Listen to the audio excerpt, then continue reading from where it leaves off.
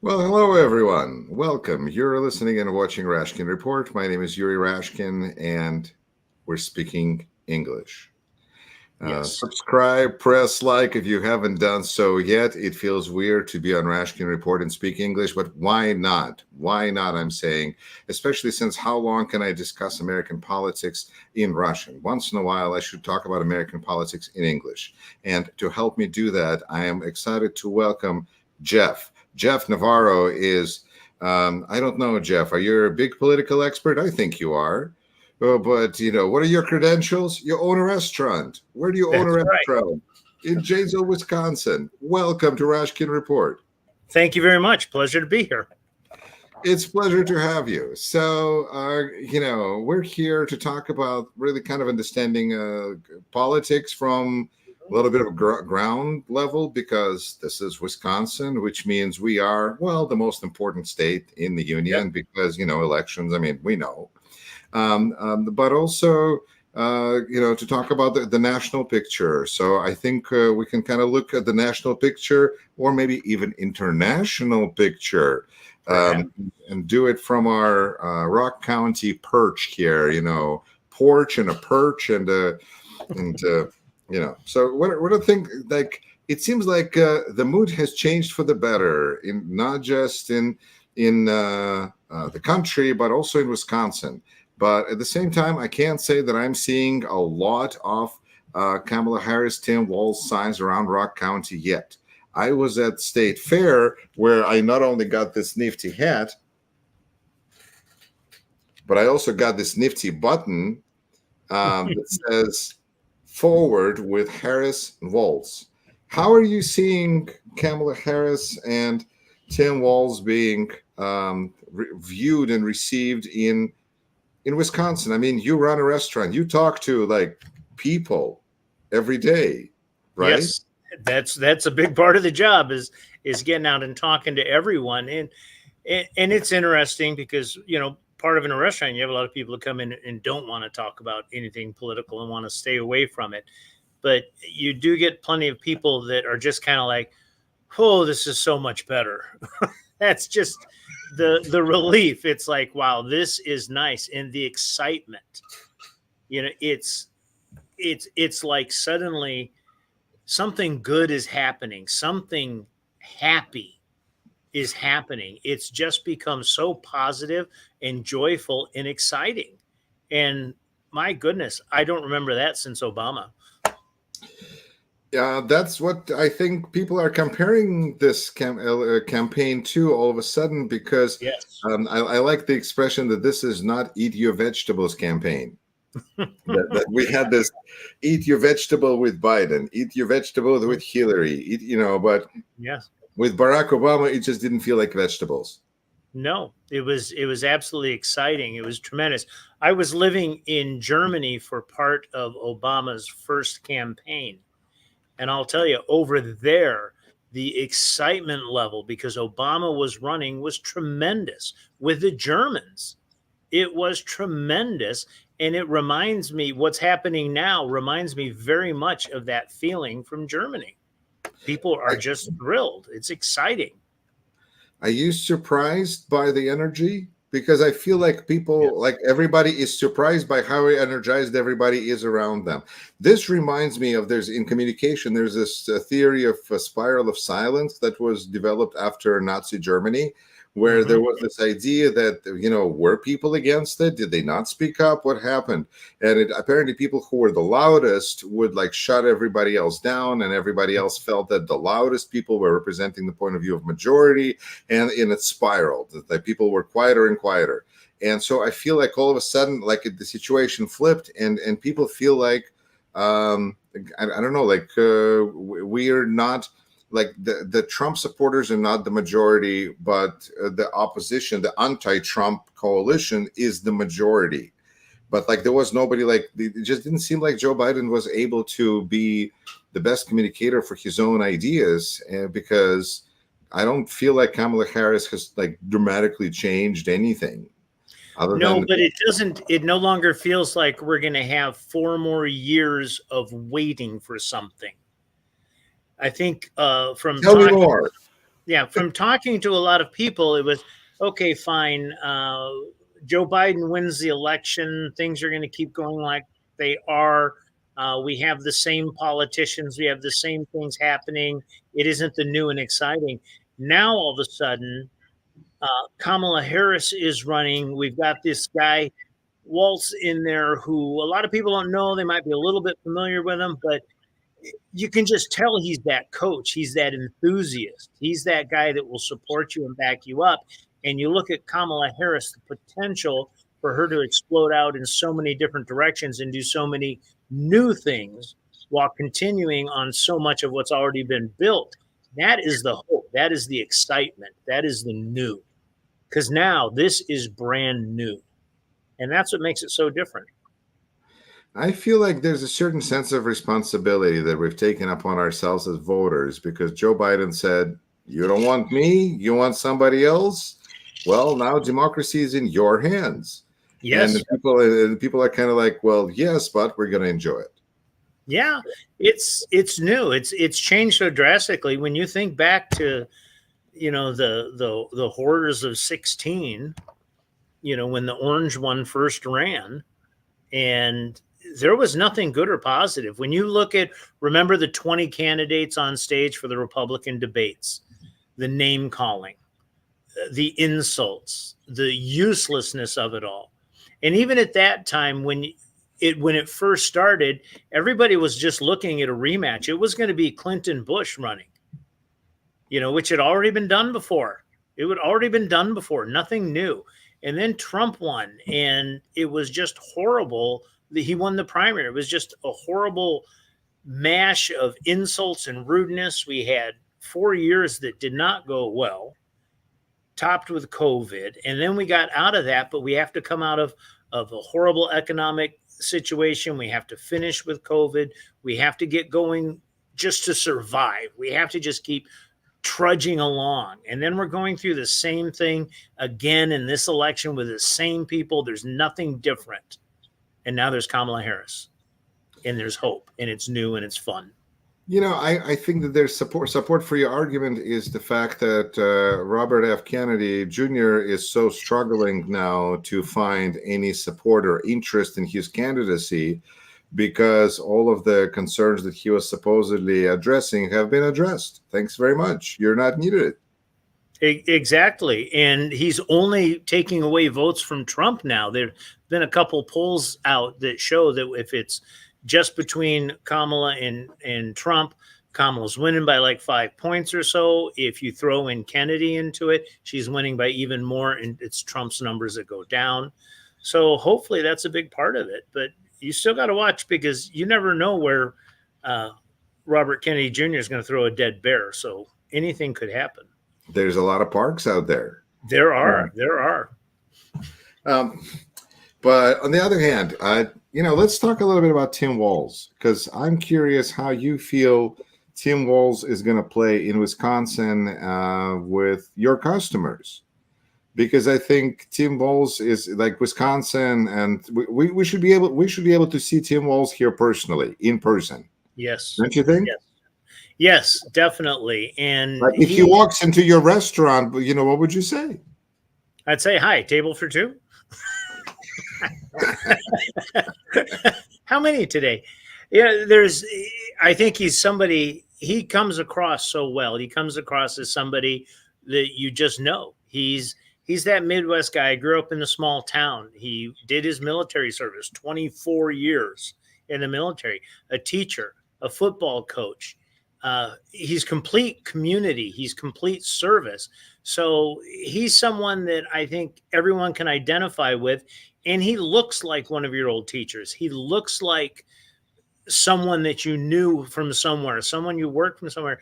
And he's just that nice guy that gets up on stage. So I think people are going to like him. They can identify with him. He's familiar and comfortable. What do you feel about all the attacks on his military service? Not like how you feel about him, but do you feel that they have a chance of resonating with anybody? No, I don't think so. I think somebody who already opposes him will grab on to that one little bite and say, this is my excuse. I don't think that's something that is going to change anyone's mind or affect anyone. To me, it's really coming across as very petty, childish. It's like you're so desperate, you have nothing to say except that. That's the best you can come up with. So I think it's going to end up disappearing pretty quick. The big potential knock on Kamala Harris has been no press conference, and we see that Trump held, I don't know, a press conference, something like he called a press conference. He talked to the press. He talked to the press, yeah, but she hasn't done that, and she hasn't given a big, serious interview. Do you feel like you, as a voter, are you looking for that big interview? Do you want to learn more about her? Do you want to see her answer tough questions before you decide whether to support her or not? Absolutely. I absolutely do. I want to see her sit down and talk one-on-one with a good, fair interviewer who is going to ask her the hard questions. And I do want to see her go in front of the press corps, because then you get a big spread of questions on all different topics. And you want to know, how is she going to hold up under fire like that? The circumstances right now are very strange, because she's been the candidate for 3 weeks now. So she's got to get everything organized, get everything put out, because unfortunately, and this is true for any politician, if you just make that one slip when you're talking, that gets blown so out of proportion. There is no forgiveness. Well, if you run for president, it's kind of, could be important. Yeah. We had, I think, as far as I can tell, a great president that because he's mixing things up and, it just doesn't cut it anymore. We want somebody who doesn't mix things up. Well, that's very true. And we want someone who's aware and understands what's going on. And I think Kamala does, but she's setting up in writing now all her policies. So if she has a press conference and she says something that's one sentence different than what's printed on the web page, people are going to go crazy. But at the same time, she is, it sounds like this is a great position adjustment where she is going, okay, now actually on the border, I'm much more conservative than you thought. And on this, I'm much more conservative. And whoa. But I guess she's serious about winning. She's got a great chance to reset here. She's got a real great chance to reintroduce herself here. The vice president isn't always real well known, isn't seen as much. And I don't think she was seen a lot over the last 4 years, not as much as I would have liked to have seen her. But now she's pushed right up front, and she gets to show what she did when she was in California, what she did when she was a senator. So she gets to put on display everything that she's done and put that out now. And I think that's going to be very attractive. Do you think that her racial background, whether she's Indian or black, is going to affect her in Wisconsin one way or another? I think it will in certain areas. Wisconsin is not a hugely diverse state. I don't think it's going to be seen as a negative by many people. I always hope that we're past that point. However, I'm concerned because Mandela Barnes lost to Ron Johnson, and nobody should lose to Ron Johnson in the sense that Ron Johnson should lose to everybody. Yes. But at the same time, he won re-election. Yes, that was a shocker, but that's also an incumbent has a large advantage in a race like that too. So he did start, on third base. That did help him some. And hopefully we have not seen the last of Mandela Barnes, because that man wants to help and we need his help. So hopefully we'll see plenty of him soon. I have faith. I think Mandela Barnes, lieutenant governor, and really accomplished a lot, and was very, I think, how do I say, it was a welcome presence everywhere I've ever seen him. Yes, and he's a very nice man. Right. Yes. So we'll see what goes, but do you think that there will be? Do you think that Kamala Harris and Tim Walz will win Wisconsin by 1 or 2 points, or 5 or 7, or it's going to be like, I don't know, or are they going to lose it? I think they're going to win probably by more like 5 to 7. I don't think it's going to be as close as people would have projected when Biden was running. Now, that seems to me to be the case, but I also thought, like, I always felt like Biden was underperforming in the sense that people in polls are not willing to say that they like him, but then they're going to go, of course, they're going to vote for him. You know, Right. and so that kind of, he always underperformed, and maybe this is going to be different. I do too. I agree. One thing that I'm waiting to see is in the last 2 elections, presidential election cycles, what did not happen, which normally happens, is after the convention, the candidate gets a large boost in the polls. And then they either hold on to it and it helps them, or they go back down. That didn't happen in 16 or 20. And I'm hoping that, and it didn't happen with Trump this time. I'm hoping that with the Democratic convention coming up, Kamala getting introduced, all the policies are going to be laid out. This is going to be much more like a real political convention than they have been in decades, because they have to get up there and put out all the new information for all the new candidates and get everything going again. And that could really push Kamala Harris and Tim Walz farther and farther forward and move them up in the polls, and hopefully they can hold on to it. But I don't think in states like this or any of the blue wall, any of the key states, I don't think it's going to be as bad as it looked a few months ago. I would tend to agree. I think that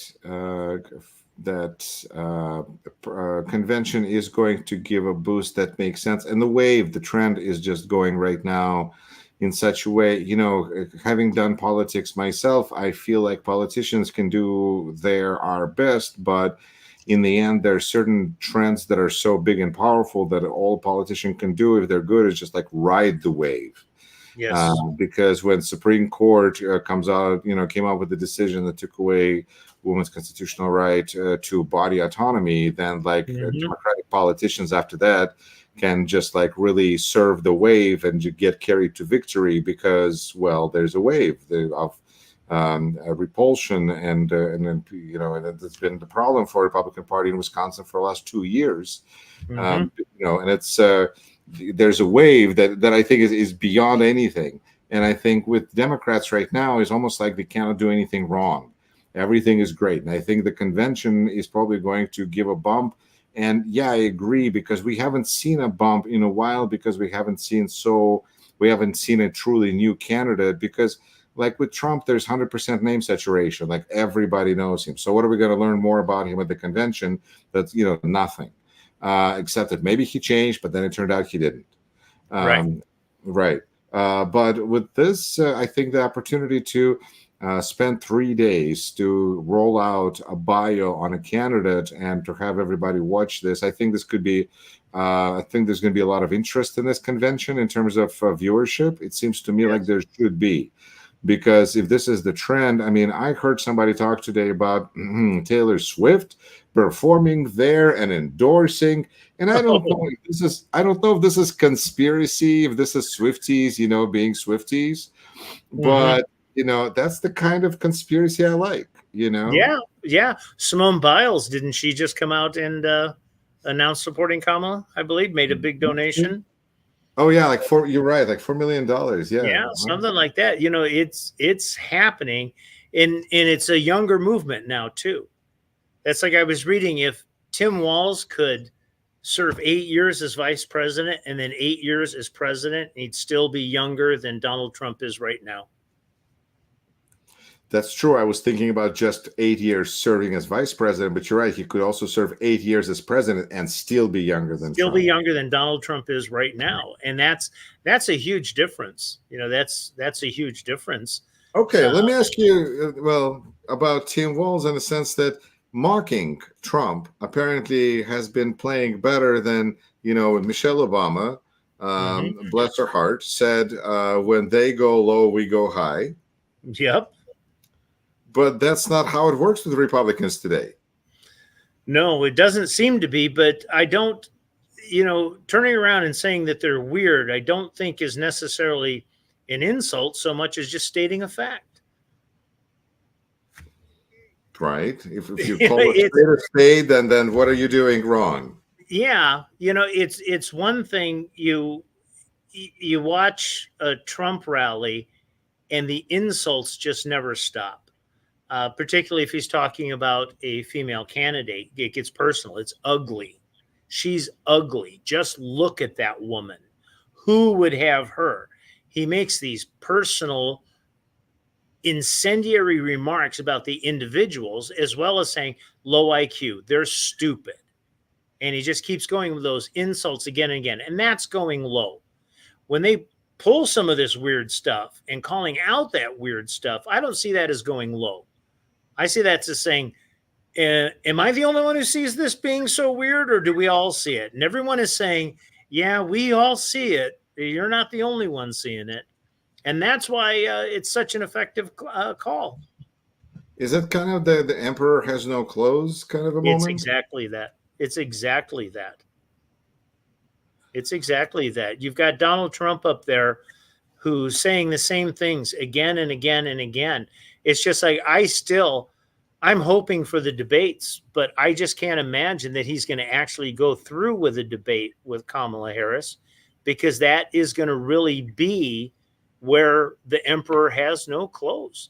She's going to get up there and talk issues and facts, and he's going to be worried about making insulting comments against her. And the public is going to get tired of that real quick. But his crowd, that's what that's his currency. That's 30% of the Republicans. That's it. He's losing. He's losing in his Republican Party. He's losing independents. Look at what the polls are saying about what independents are doing now. Trump was increasing his numbers with African-American men and women, with Latinos. Kamala Harris is pulling that out from underneath him. And he's just going to collapse. Now you've got the independents, and they're like, well, Biden, what's going to happen? A vote for Biden is a vote for Kamala. That's all gone now. People are saying, okay, now here is the new person. Here is what she's saying. Let's find out what she's saying. Let's listen to her. Let's look at it. She's someone who can get up and give an intelligent speech, not some word salad that just falls out of Donald Trump's mouth. She can make a coherent position. And that hasn't happened for a while. Then why are there so many Trump signs? Just because people, that's their accent. That's how they can put them out. There's on my street, there's less signs this year than in previous elections, but most of them are Trump. And there's two houses with Trump and one with Kamala. And that's it on my street. Is it just me, or the Trump signs don't have Vance's name on them? Now I'm going to have to look at the sign. Because the ones that I've seen, they don't have Vance anywhere. It's all Trump. I think they need Vance just to blame him if things don't go well. Well, that's the big conspiracy theory. What they're going to do last second is they're going to pull out Vance. And replace it with Michelle Obama. And they're going to get Haley in there. Oh, of course, Nikki Haley. Yes, they're going to get her in there instead. May I say, my experience speaking in Russian and discussing politics, yes, Nikki Haley has I think Russian speakers have a soft spot for Nikki Haley because at best it's never Trumpers. It's that 10, 15, maybe 20% of Republican Party that believes that America has a role to play on the international stage and national defense is important. Those kinds of silly things. Right. But as I would say, like at this point, politically homeless people, but houseless. But it's terrible because they don't have a party that will represent their interests, and so they live by these hopes that Nikki Haley is going to come back magically and save them. Yeah, well, what I keep going back to is, or remembering, I should say, is Nikki Haley was the one who said the first party to get rid of the 80-year-old man is going to be the party that wins. And I think she's right. I agree with her. So I don't deny I've made, I quoted her on that myself because it's a beautiful quote, because wow, it is. and it puts so much pressure on the GOP to, I think there's a pretty substantial number of Republicans now who think that Trump is either too old or should be replaced, and they would not have thought that, I think, if Biden was still there. And going back to the idea of having a debate between the two, that's just going to be emphasized with the two of them on stage together. That's just going to be so strongly emphasized. Well, and Kamala hasn't even agreed, I don't think, to the Fox debate still. So Trump was said that she agreed, but she didn't agree. No, she agreed to the one ABC, and that's all. Right. That's just interesting. So unusual. Yes. I'm discussing politics and I'm saying, okay, this is very unusual because Kamala Harris has a vice president who is supposed to be a tag dog against the other party, while she is more positive, and that's traditional approach in American politics. But we kind of threw all that out the window with Donald Trump. Right. It all changed then. Right. Now we're going back. I think people are ready to go back to something normal. What I'm curious about is, because I do believe Kamala Harris will win, I'm curious with what's going to happen to the Republican Party when Donald Trump loses. Is that party going to disintegrate for a while? Well, because all of a sudden, you've got a void there. There's been a lot of talk about how Republican Party needs to consider the fact that they keep losing elections and demographics are not in their favor. Then maybe they should consider changing their position on, on some things, and maybe that would make them more popular.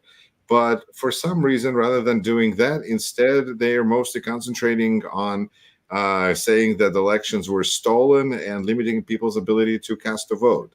And to me, that seems a little kind of like they're playing it's almost like they're playing a different game. Like Democrats are trying to win elections this time, next time, and for the other group, it's just a matter of coming to power one way or another, because then you don't have to have any more elections. And it's a little it's on one hand, I watch them and go, well, they're playing two different games, like games of intention. They're not going in the same. But on the other hand, I think that when it comes to politics, as we traditionally understand them, people who are not playing traditional politics are losing. And the reason that populism hasn't caught on as much until Trump was that it was a losing idea, because if you come out way to the right in your primary, and let's say, and then you stay to the right in general, then you lose. That's how it works. But with Trump, once it worked, and that allowed him to just reshape Republican Party. And at this point, defeat in war is an opportunity for a country to rethink its path forward. And so losing in an election is an opportunity for a political party to think about its direction. But they haven't so far. So I don't know what would make them change. And it's just it's been kind of maybe they've given up on the idea that their policies could be popular. Maybe that's just that's not for them. I don't know. So much of what they seem to be doing is using the same style and the same thoughts as they did as a Republican Party in the 60s. It is othering people. It is them over there against us. We're going to protect you from them. When the Republicans were against the civil rights movement, when the Republicans, even with Ronald Reagan, with the welfare queen, all the coded language to denigrate people of color, they're still trying to do that in so many ways. They're still trying to create the other that they will protect us from. And I don't think it's working anymore. Too many people in the Republican Party are not bigots. I like that positive approach. I can't help it. We don't hear it enough that a lot of people in Republican Party are not bigots. That's wonderful. You can try Google search. Yeah, you've got sound coming out of all places. I just got it off. There we go. All right. No, Google woke up on me. Right. That's cool. No, I think that there is a difference between, I think, Republicans and Trumpers. Mm-hmm. And I hope that maybe this loss in this election will allow Republican Party to start to push out extremists, basically, and let because I really enjoy. There was a video that was shared on social media of Mayor of Mesa, Arizona, who spoke at Kamala Harris and Tim Walz rally in, I think, in Glendale, Arizona, the other night, and he said that this is, I feel a little bit out of place because I've been a lifelong Republican, and I feel like people in political center are being pushed out of politics and being pushed out of Republican Party. And he looks at people and says, you don't owe anything to this party. You don't have to follow them. It's really just such an interesting historical moment. Yeah, it's very strange. And I agree so much that so often people are being pushed out of the middle. Compromise is such a dirty word for so many politicians. And that's tragic. That's tragic. We have to be able to compromise and get done what we can and then move forward. There's always going to be some things that the parties aren't going to agree on, but it doesn't mean you can't act on everything else. Well, and with that in mind, let's shift to our, international segment, because this is a global YouTube channel and there are events happening worldwide. Specifically, our viewers are paying a lot of attention to what is going on in Kursk area in Russia. Yes. That is now under Ukrainian invasion. Yes. And, what are your thoughts? Are you watching this? Are you following this at all? What do you think? Yes, I am watching it. I lived in the Ukraine for a while. I was fortunate enough to go back and forth probably about 15 different times. And sometimes I would stay for a week or two. Sometimes I stayed for a few months. So I still have friends over there, still stay in touch with people. I was always staying in Nyezhin in Chernigorska. So beautiful region, always going camping out at the Desna, gorgeous area. And so I am very concerned. I want to see this get fixed. This is ridiculous. And it's an interesting turn to see now that the Ukraine is stepping over into Russia to try and say, how do you like this now? Is there a sense that, oh no, this is going to lead to nuclear war? When I just 2 days ago, I was talking to my friend whose family I always stayed with over there, and he was saying no. He was saying no. His thing, and what everyone, when they talk about it, he said their idea is that if Putin hasn't done it yet, he's not going to do it. That is so true. I mean, it's beautiful that you bring it up, because this is one of the joys of operating in two cultural milieus, is because if you speak to people in Russian language, they're absolutely convinced that Putin would never use nuclear weapons. There's just no way. He would lose power. He would lose life. He's not so dumb. And yet in English, that's like, wait a minute. Yep. He's going to do it because it's over there. We sit here and say, well, it's over there, so he can do it. It's more likely because it'll be over there and it won't affect us directly. But everybody who's right there, from the people I talk to, like, no, he knows he's not going to do it. It's just not going to happen. It's, that's the end of him if that happens. Do you think that perception, I mean, is this cutting through much? Do you feel in the news scene? Is this the Ukrainian operation? Because I feel like the longer it lasts, the more visibility it gains. Because our visibility is generally kind of covered up by the election. And so we see news through kind of like you and I were watching, like the comment on the other podcast where like, where is this other news happening? Where is that? Right. And there is that other news happening. But can anything affect how people view Putin, you feel, in America, in a sense that, I don't know, does it depend on which party you belong to, how you view Vladimir Putin? Or do things, reality on the ground, when like Ukraine has success on the battlefield, affect how people feel about Putin? Maybe even how Trump would feel about Putin? Well, I think it would. I think some visible and loud victories from the Ukraine would make a huge difference in the attention it receives and support it receives over here. You know, we love the underdog. It's not just that Ukraine is in the right here. It isn't just that they've been unjustly attacked and invaded. They're the underdog, and they've been putting up one hell of a fight. It's amazing what's been going on, and Americans are proud that they've been able to help and do what they can. But this is going on for quite a while, and people need to see these successes. And it's hard to get people to understand that, well, to help the successes, we do have to get them the airplanes. To get them the successes, we have to get them this equipment. So we have to get all of that going. And as these successes happen, people will hear it more on the news and they'll see that it's working. And I think even the Republicans will start to turn on Putin a bit more. I don't think Trump ever will. I think there is something there. You know, Trump admires the strong man.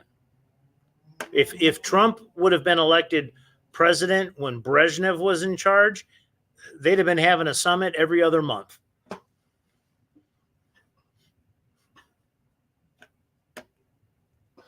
I've lost your sound. I just like Nancy Pelosi's expression when she said that with Trump, all roads lead to Putin. Yes. Which is just a very simple way of saying, you know, because like, well, we don't precisely know if he is a spy for Russia because I don't know. Have you seen the receipts? I haven't seen the receipts. So who knows? Yeah. But it seems like everything he does is like Putin is like, yay. Except that I understand that the Trump was quite upset when there was exchange of prisoners because that was like a stab in the back to him from Putin because Trump was hoping there would be nothing happening until he was elected or became president or whatever. So, you know, what are you going to do? You can't always get what you want, but those dictators, they're, you know, how do you think Kamala Harris, and of course, you're in Washington as much as I am, which is not very often. That's right. Here we are in Wisconsin. But do you feel like there's going to be, like, it's pretty obvious that if Trump becomes president, then, like, not only Ukraine screwed, like, the United States could be in big, deep trouble. Absolutely. That's so dangerous. But if Kamala Harris is elected, do you feel that anything would be, like, what could change? Do you feel like she could be more aggressive, less aggressive, about as aggressive as Joe Biden has been? How do you view, like, just how people perceive our involvement and our aid to Ukraine? Like you said, Ukraine is the underdog here, but how much longer do you feel people may be interested in standing by the underdog? Well, the whole people will stand by it as long as Kamala Harris is communicating to the country and to the world what is happening and the progress that is being made. You know that all of our allies, NATO, all of these organizations are going to be thrilled to death when Kamala wins. And it will be so much easier to get the aid to the Ukraine. And it's not going to be just that you can see NATO doing more to help. You'll see the European Union do more to help because they know they'll have the backing of the US president as well as the backing of NATO. So you'll see more organizations get more involved. As the successes pile up in the Ukraine, that will hit the news, the information will come to the American people, and the support will grow. That's people, hopefully Kamala Harris and all the politicians in Washington, hopefully they'll do a little bit better of a job of explaining to people about, you know, as Putin gets power, as he gets more control, what's going to go on in Moldova. Most people don't even know that Moldova exists here. So they need to understand what's going on right now in Moldova and what's that going to do to Romania? What's going on in Bulgaria there? How are all of these chips going to fall and how's it going to affect everyone and affect us here? And I think so many people here don't understand any of that. No. And, you know, I guess to maybe even wrap up the conversation for today, what role, like when I speak on the issue, I feel it's pretty important to highlight that Americans don't decide elections based on foreign policy unless our troops are there. And if our troops are not there, then it's kind of like whatever this president does, well, then hopefully it works. But if there's going to be a different president, that there could be a different set of directions, and then we're kind of like, we almost accept that as that's their spoils of victory, is that they get to have a foreign policy, whatever they want. But do you feel that? I mean, not to total extent, but yeah. But how do you feel about the situation going forward, considering where we are now? With that.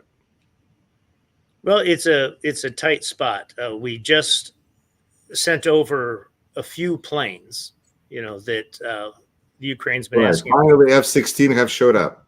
Yes, and they need about 100 more. How that's going to happen, I'm not sure, but I do believe that because we have sent some, that's going to make other countries more comfortable sending some over themselves, which will be a big benefit. Kamala Harris is going to, because she doesn't own any of this, she's going to be able to jump right in and say, okay, look, I'm taking control and I'm going to move this forward and get it done. So hopefully with a good honeymoon period, she'll be able to get in there, work with the other organizations, as well as work with our Congress and get more things done to help the Ukraine, to help support the troops and support the people. And I think it's going to happen. I really do believe it's going to continue. The support is going to continue and get stronger. Cool. Well, Jeff, thank you so much. I think it was a nice way to kind of introduce us to English-speaking public. I like how we get our comments in Russian saying, where are the subtitles? Yuri, you forgot the subtitles. Tomorrow. Tomorrow. Yes, always tomorrow. So we're speaking in English because we can do that. And we live in Wisconsin, and this is a crucial state for the upcoming elections. And my name is Yuri, and this is Jeff, and we are discussing American politics and and global politics as well, because what do friends talk about? Politics and religion, but we'll leave religion for later. So we'll just focus on politics. That's Jeff, right. thank you so much for your time. Thank you very much. I enjoyed being on here. It was great. Absolutely. Let's see. Oh, look at this. We have a question from a listener viewer. This is great. Okay, let's take a look at this. Okay. If Kamala wins, what disadvantages do you see in her victory? Oh my gosh, the disadvantages in her victory? You want us to look at the negatives?